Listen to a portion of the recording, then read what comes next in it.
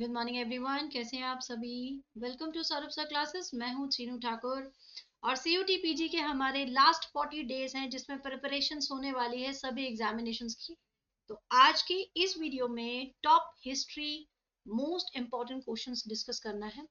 Previous year से कुछ important questions मैं ला रही हूँ, जैसे 2024 में जो क्वेश्चंस आए हैं जो बहुत इंपॉर्टेंट है। तो चलिए फटाफट से स्टार्ट करते हैं आज की क्लास को। यदि वीडियो पसंद आए लाइक शेयर सब्सक्राइब कमेंट करके मुझे जरूर बताइएगा कि आपका एग्जामिनेशन सब्जेक्ट क्या है।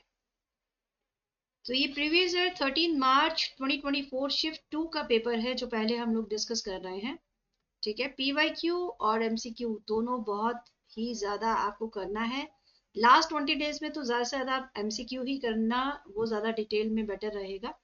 पहला क्वेश्चन है, which one of the following was a non monarchical mahajanapada. तो मोनार्चिकल जो महाजनपदास है हम लोगों ने अपने क्लासेस में डिस्कस किए हुए हैं। ये सारी चीजें 16 महाजनपदास इंपॉर्टेंट थे। ठीक है, तो यहाँ पर आपसे पूछा गया है कि इनमें से कौन सा है जहां पर मोनार्चिकल यानी कि राजा का शासन नहीं था। ठीक है, सिंपल सी अगर मैं बात करूं तो राजतंत्र नहीं था। कहाँ नहीं था? अवंती, वज्जी, वत्स या कौशल। सही आंसर क्या हो जाएगा? जो सही आंसर होगा उसके मिलते हैं राइट आंसर के 1 नंबर। रॉन्ग आंसर हो जाएगा तो उसका आपको बहुत प्रॉब्लम होगा, क्योंकि यहाँ पर आप नेगेटिव मार्किंग है वो समझ जाइएगा। तो 16 इंपॉर्टेंट महाजनपदास हैं। ठीक है, जिसमें से जो वज्जी है वो आपका नॉन मोनार्चिकल महाजनपद है, जहां पर कोई एक राजा शासन नहीं करता था, जहां पर बहुत सारे जो किंग है, सिंपल अगर भाषा में कहूं तो मिलकर राजा जो मिलकर जनतंत्र था उनका मिलकर शासन चलाया करते थे।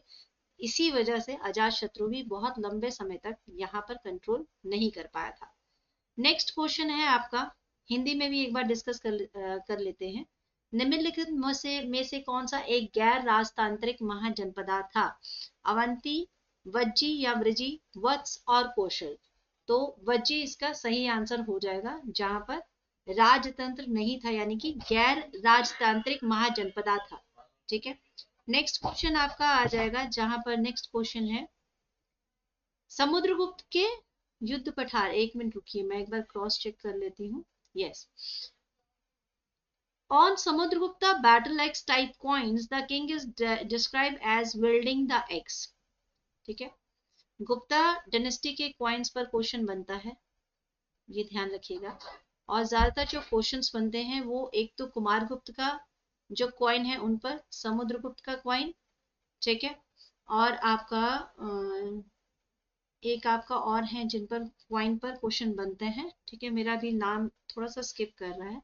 फिलहाल यहाँ पर Samudragupta battle x type coin पूछा गया है, जो किंग है उसे डिस्क्राइब किया गया है वो वेल्डिंग द एक्स। तो वो कौन थे? आदित्य, परशुराम, शिवा या कृतांत यानी कि यम।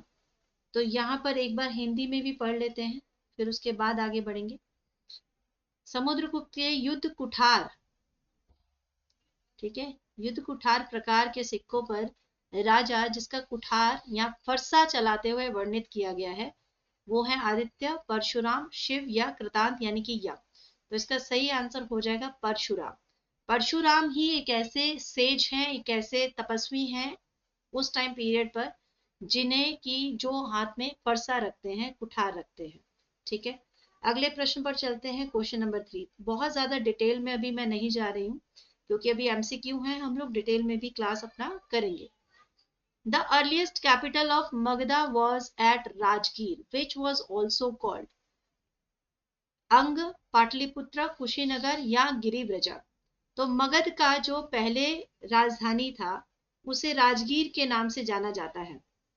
ठीक है, जिसे एक और नाम से भी पुकारा जाता था। क्या उसे अंग कहा जाता है, पाटलिपुत्र, कुशीनगर या गिरिव्रज? तो राजगीर जो थी उसे गिरिव्रज के नाम से भी जाना जाता है। ठीक है, चलिए नेक्स्ट क्वेश्चन की तरफ चलते हैं। नेक्स्ट क्वेश्चन है आपका, ओके, यहाँ पर मैच द फॉलोइंग है। एक तरफ बुक्स है इंपॉर्टेंट और एक तरफ है ऑथर। तो history of British India, the wonder that was India, Hindu polity, Hindu colonies in the far east, और ऑथर है KP Jaiswal, RC Majumdar, James मिल और एएल बाशम। बहुत इंपॉर्टेंट है इसके, मैच द फॉलोइंग जरूर कंप्लीट कीजिएगा, बहुत इंपॉर्टेंट बुक्स हैं। आज इसका मैच द फॉलोइंग पूछा जा रहा है, हो सकता है अब जो अपकमिंग क्वेश्चन है या जो आपका टेस्ट है उसमें भी पूछा जाए। तो history of British India simple book है, ये जेम्स मिल के द्वारा लिखी गई है। The wonder that was India, ठीक है, the wonder that was India AL Basham द्वारा लिखा गया है। ओके, हिंदू पॉलिटी आपका लिखा गया है केपी जायसवाल जी द्वारा। Okay, KP Jayaswal. और Hindu colonies in the far east, ये बुक लिखी है आपकी आरसी मजूमदार जी ने। तो ये सारे इंपॉर्टेंट आपके राइटर हैं। तो वन ब्रिटिश ऑफ इंडिया कहाँ पर है, जेम्स मिल, सी का वन, सी का वन ये है, सी का वन यहाँ पर भी है, और ए एल बाशम डी का टू, अच्छा यहाँ पर भी है। केपी जायसवाल ने लिखी है हिंदू पॉलिटी A3। ओके, तो ऑप्शन आपका 4 बिल्कुल 3 जो ए का 3 है राइट हो जाएगा। इसे जरूर अच्छे से कर लीजिएगा। History of British India James Mill, wonder that was India by A L Basham, Hindu polity by KP Jayaswal and Hindu colonies in the far east by R C Majumdar. Okay, match the following questions जब होते हैं तो आप समझिए यहाँ पर 4 option है, इसका मतलब 4 क्वेश्चंस हम लोग डिस्कस कर रहे हैं। ये इसी क्वेश्चन का हिंदी वर्जन है। नेक्स्ट क्वेश्चन पर चलते हैं। नेक्स्ट क्वेश्चन है the great Buddhist temple of Borobudur is located in. तो महान ग्रेटेस्ट बुद्धिस्ट टेम्पल जो बोरोबदूर का है वो कहाँ पर है, जकार्ता में, जावा में, चंपा में या ताम्रलिप्ति में। ओके, तो इसका सही आंसर क्या हो जाएगा, बुद्धिस्ट टेम्पल बोरोबदूर। एक बार हिंदी में भी इस क्वेश्चन को पढ़ लिया करते हैं ताकि हमारे सारे स्टूडेंट्स इसको समझ सकें। बोरोबदूर का एक महान बौद्ध मंदिर कहाँ पर स्थित है, जकार्ता, जावा, चांपा या ताम्रलिप्ति। तो इसका राइट आंसर क्या होगा, बोरोबदूर जो है वो संसार का सबसे लार्जेस्ट बुद्धिस्ट टेम्पल है, ठीक है, जो कि आपका इंडोनेशिया के मध्य में यानी कि जावा में पड़ता है। तो ऑप्शन 2 आपका सही हो जाएगा, ठीक है, जावा। बहुत खूबसूरत मंदिर है, अगर कभी मौका मिले तो जरूर एक बार देखिएगा। चलिए नेक्स्ट क्वेश्चन पर चलते हैं, क्वेश्चन नंबर 6। क्वेश्चन नंबर 6 है कि the male saint, okay, what is not true about the Alvar and Nayanar. Repetitive question है, ठीक है स्टूडेंट्स, रिपीटिव क्वेश्चन है, तो यानी कि आपको ये वाला जो है पोर्शन अलवर और नैनार का करना ही करना है। The male saint did not live their life as a part of society, most of the male saint were married, according to tradition there were 63 Nainar sent, according to tradition there were 12 Alvar sent। तो इनमें से पूछा क्या है, क्या सत्य नहीं है, ठीक है, तो इनमें से क्या चीज सही नहीं है। तो 63 नैनर संत ये बिल्कुल सत्य बात है, ये इसमें तो कुछ भी ऐसा नहीं है जो नेगेटिव है। 63 आपके शैवाइट सेंट थे। नैनार कौन थे, शिव जी के जो भक्त होते थे, शिव संत होते थे। और जो अलवर है वो होते थे आपके विष्णु जी के भक्त जो होते थे, ठीक है। तो 12 अलवर सेंट हैं, ये बिल्कुल सच है। Most of the male saint were married and the male saint did not live their life as a part of society. तो ये है गलत, ऐसा नहीं था, ज्यादातर मैरिड थे, ठीक है, but most of the male saint society में नहीं रह सकते थे, ये बिल्कुल गलत है। बल्कि सोसाइटी में रहकर ही किस तरह से भक्ति की जा सकती है यही दिखाने के लिए इन्होंने आगे कोशिश की थी। ये हिंदी में इसको लिखा गया है। अलवर और नैनारों के बारे में क्या सच नहीं है, पुरुष संत अपना जीवन समाज के हिस्से के रूप में नहीं जीते थे, ये सच नहीं है। अधिकांश पुरुष संत शादीशुदा थे, ये सच है। परंपरा के अनुसार 63 नैनार हैं यानी शैव भक्त हैं, ठीक है, ज्यादातर कंफ्यूजन यही होती है, शैव संत हैं। और 12 जो है वो विष्णु संत हैं, ठीक है, विष्णु संत। चलिए नेक्स्ट क्वेश्चन पर चलते हैं, क्वेश्चन नंबर 7। क्वेश्चन नंबर 7 है the narrative text of Sangam literature और कॉल्ड। संगम लिटरेचर का टाइम पीरियड आपका 3rd सेंचुरी से स्टार्ट होता है, 3rd सेंचुरी BC से स्टार्ट होता है। और उस टाइम पीरियड पर इंपॉर्टेंट 3 मीटिंग हुई है, 3 संगम हुए हैं, और उन 3 संगम में अलग अलग टेक्स्ट लिखे गए हैं, अलग अलग लिटरेचर वर्क्स लिखे गए हैं जो बहुत ही ज्यादा इंपॉर्टेंट है अगर आप साउथ इंडियन हिस्ट्री को जानना चाहते हैं। तो यहाँ पर है narrative text of Sangam literature को क्या कहा जाता है? किल्कनेकु, मिल्कनेकु, विराकल या तोलकापियम। ठीक है, एक बार हिंदी में भी इसके क्वेश्चंस को देख लेते हैं।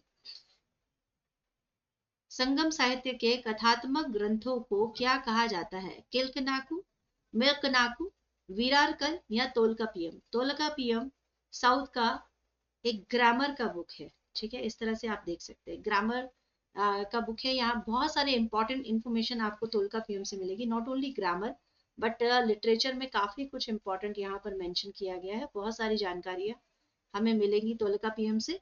ठीक है, जो तोलकापियर द्वारा लिखा गया है। अब यहाँ पर पूछा गया कि कथात्मक ग्रंथों को कहा जाता है जिसमें ज्यादातर स्टोरीज जो हैं उसे क्या कहा जाता है? तो उसका सही आंसर हो जाएगा ऑप्शन नंबर 2, मिल्क नक्कू। ठीक है, मिल्क नक्कू जो होता है इसका मतलब होता है 18 मेजर वर्क्स। 18 मेजर वर्क्स जिसमें ज्यादातर आपका जो टेक्स्ट थे, जो हीरोइक पोट्री थी उस टाइम पीरियड की, ठीक है, जिसमें हीरोज के बारे में ज्यादातर वॉर और बैटल्स जो हैं उस टाइम पीरियड के, उसके बारे में मेंशन किया गया है। ठीक है, आई होप आपको वीडियो समझ में आ रहा होगा, पसंद आ रहा होगा, तो एक बार लाइक का बटन जरूर दबाइएगा, तो बहुत ज्यादा अच्छा रहता है, मतलब मोटिवेशन मिलता है। अब यहाँ पर है फिर से मैच द फॉलोइंग है, इंपॉर्टेंट, वेरी वेरी इंपॉर्टेंट, मैं not only important but very important कह सकती हूँ इसको। मृच्छकटिकम, मेघदूतम, सोपन वासवदत्ता और विक्रमांक चरिता। बहुत इंपॉर्टेंट बुक है। किसने क्या लिखा है? यहाँ पे ऑथर है शूद्रक, भाषा, कालिदास और बिल्हण। ठीक है, सारी बुक्स जो है वो किसी ना किसी इंपॉर्टेंट जो स्टोरीज हैं उससे रिलेटेड है। तो मृच्छकटिकम जो है, सभी की स्टोरी तो मैं नहीं आपको बताऊंगी, मैं सिर्फ लेखक के नाम बता रही हूँ जो ऑथर हैं। मृच्छकटिकम शूद्रक द्वारा लिखा गया है। ठीक है, तो ए का हो गया है 1। तो पहले हम देख लेते हैं, अगर ए का 1 है और कहीं मैच, अच्छा 2 है, ठीक है, चलिए। मेघदूत जो लिखा गया है, मेघदूत कालिदास द्वारा लिखा बहुत पॉपुलर एक प्ले है। ठीक है, स्वपन वासवदत्ता जो है भाषा द्वारा लिखित है और विक्रमांक चरिता जो है बिल्हण ने लिखा है। तो ए का हो गया 1, बी का हो गया 3, अच्छा दोनों में है, सी का आपका हो गया भाषा 2। तो ऑप्शन नंबर 2 आपका राइट आंसर हो जाएगा। ठीक है, चलिए बढ़ते हैं नेक्स्ट क्वेश्चन की तरफ। नेक्स्ट क्वेश्चन है आपका फिर से सुमिलित, अच्छा हिंदी में है, यहाँ पर हिंदी में भी मेंशन किया गया, मृच्छकटिकम, मेघदूत, स्वपनवासवदत्ता, विक्रमांक देव चरिता। देखिए एक बहुत अच्छी बात क्या है कि यदि आपने अपने हिंदी को महत्वता दी हुई थी और कॉलेज टाइम पे भी आपने बहुत अच्छी आपकी प्रोनाउंसिएशन रही है, तो आप मैं जब इंग्लिश में पढ़ रही हूँ किसी भी बुक का नाम या किसी भी लेखक का नाम, तो मुझे नहीं लगता कि आप उसे पहचान नहीं पा रहे होंगे। ठीक है, चलिए आगे बढ़ते हैं। अगला प्रश्न है, arrange the following in chronological order. Gupta lost Bihar and UP, end of Skanda Gupta. Yes, मैं इन्हीं का नाम मेरी जुबान पर आ रहा था जब मैं कॉइन के बारे में बात कर रही थी कि इंपॉर्टेंट कॉइन्स जिससे क्वेश्चंस बार बार आते हैं। ठीक है, तो समुद्रगुप्ता से बार बार क्वेश्चन आते हैं, स्कंदगुप्ता से आते हैं और कुमारगुप्त। तो इनके तीनों के आप जो है कॉइन के बारे में जरूर स्टडी कर लीजिएगा। तो यहाँ पर है कि गुप्ता जो है इनके बारे में अरेंज करना है क्रोनोलॉजिकल ऑर्डर में। सबसे पहले क्या हुआ, गुप्ता एरा स्टार्ट हुआ बाय चंद्रगुप्ता 1। हुनाज ने ऑक्युपाई किया eastern Malwa and a part of central India. तो ये तो आप बहुत आराम से कर लेंगे, इसमें तो मुझे नहीं लगता कि कोई दिक्कत होगा। सबसे पहली बात ही है कि गुप्ता ईरा स्टार्ट कब हुआ है, बाय चंद्रगुप्ता 1। तो सी यहाँ पर दिया हुआ, आप सीधा इसमें आंसर कर सकते हैं। स्कंदगुप्त का रेन कब खत्म होता है और उसके बाद हूणा का आक्रमण स्टार्ट हो जाता है, क्योंकि स्कंदगुप्ता ने एक बहुत ही स्ट्रॉन्ग हूणास के अटैक को रोका था। तो जब तक वे जिंदा थे तब तक हूणास जो थे वो सक्सेसफुल नहीं हो पाए थे। But when Skandagupta died, so after his reign, Huna ने ऑक्युपाई कर लिया था ईस्टर्न मालवा और पार्ट ऑफ सेंट्रल इंडिया को, और इसी वजह से धीरे धीरे गुप्ता ने बिहार और यूपी को भी खो दिया था बाकी अपने राज्य जो बाकी शासक थे उनके। नेक्स्ट क्वेश्चन और लास्ट क्वेश्चन इस वीडियो का, फिर हम लोग करेंगे आपका नेक्स्ट वीडियो में चर्चा करेंगे। तो टॉप 10 क्वेश्चंस के साथ मैं पार्ट 1 पार्ट 2 इस तरह से आपके साथ डिस्कस करूंगी। तो क्वेश्चन नंबर आपका 10, ये हिंदी में भी मेंशन कर दिया है तो आप पढ़ लीजिएगा। क्वेश्चन नंबर 9 है, consider the following facts doctrine related to Jainism and identify the correct statement. ठीक है, यहाँ पे कुछ स्टेटमेंट है, चेक कर लेते हैं।